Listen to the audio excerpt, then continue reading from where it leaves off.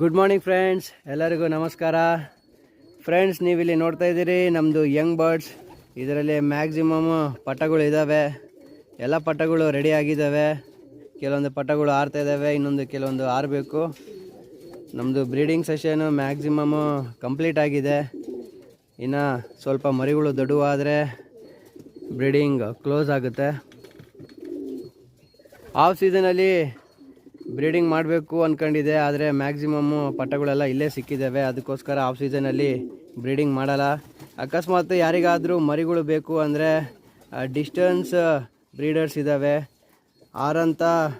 ಆರಿರಂಥ breeders ಮರಿಗಳನ್ನ ನಾನು ಬ್ರೀಡಿಗೆ ಹಾಕಿ of ಸೀಸನಲ್ಲಿ ನಿಮಗೆ ಬೇಕು ಅಂದರೆ ಆರ್ಡ್ರ್ ಕೊಟ್ಟಲ್ಲಿ ನಾನು ಮರಿಗಳನ್ನ ತಕ್ಕೊಡ್ತೀನಿ. ಕೆಳಗಡೆ ಡಿಸ್ಪ್ಲೇ ಆಗೋಂಥ ನಂಬರ್ಸಿಗೆ ನೀವು